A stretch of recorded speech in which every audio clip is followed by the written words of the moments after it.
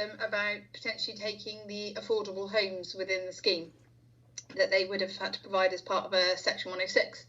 We were the neighbouring housing association and we felt that that made sense. However, their offer at the time was very limited on the affordable housing front, and that didn't go much further. A little later, they came back to us to talk about whether we would be interested in taking the whole scheme. And given that it was right on our doorstep, after a lot of work internally, we decided that the scheme was something we could progress with as a 100% affordable housing site.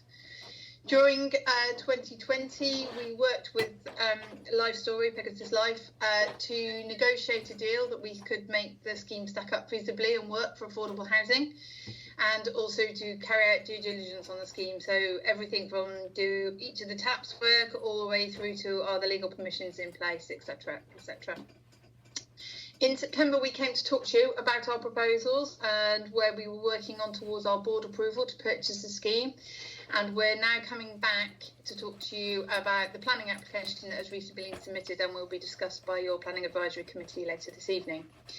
The scheme was built specifically to Life Story, so it was designed for the over 55s market, and we are doing our very best to try and translate this scheme into something that will work for social housing.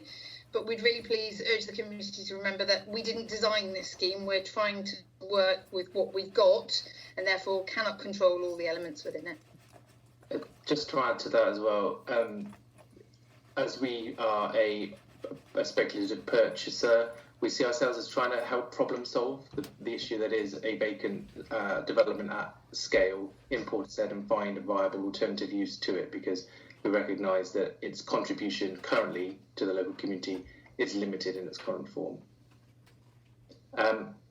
Our proposal, largely unchanged since we came to you in September, still progressing 100% mixed affordable housing. Our board corporate strategy is anchored in affordable housing, so we're not here to deliver homes for outright sale. It is about increasing housing options, tackling the crisis of supply and affordability within the town and the wider locality, and we know the pressures are significant for people trying to get on the housing ladder, and also trying to create that mix of tenure through a range of affordable tenures in order to create balance and sustainability in the long term. So we set out there the three tenures that we are proposing to bring forward as part of our application: 65 homes for social rent, and that is needs-based housing; 38 homes for shared ownership, where you buy half, rent half.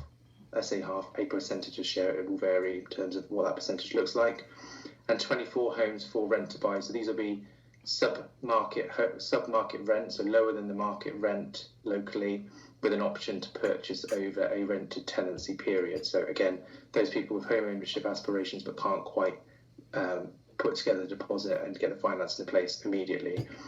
As you'll know through the application and through the comments that have been received, we've managed to get to a 1-to-1 car parking ratio within the scheme and the curtilage of the development. That is a lower ratio than was originally consented under the Pegasus Life application due to its designation in the use class order. We are struggling to improve on that position, but we'll come on to that in a little while. We do have the added benefit of our HQ car park, so within our application we are advising that there is opportunity to potentially use parking in our head office overnight and weekends. And you'll be aware there are a range of ground floor spaces within the development, which ordinarily for a housing association wouldn't be in our design criteria on a new build scheme from scratch. But nevertheless, there's a cafe, restaurant, hydro pool, office and meeting space, and we'll be looking to secure operators to take on that space in the long term, because that is not our core business. It's worth saying that those spaces aren't marketed at the moment due to a number of things, including planning restrictions, but we are talking to a potential charity who are interested in the space and have shown them around, have a look at it. And also a couple of local businesses have also expressed an interest in some of the very niche spaces. I think the key thing on those ground floor spaces is to pick up some of the planning comments, that our intention is to create some public access. So originally the ground floor spaces were integrated as part of the overall scheme at Marina Gardens, limiting and preventing public access into some of the uses there. So we're being open-minded around the operators that take forward those propositions to ensure they are commercially viable, but also that they create some community access where practical. The key overriding objective for us, as this isn't our core, is to ensure that there's a cost recovery mechanism for us on those ground floor spaces. Ordinarily, when this was designed, it would have been supported by a hefty service charge to recover the costs of running additional facilities. And our preference and our focus is to ensure that the service charge burden doesn't hit the residential uses of the scheme.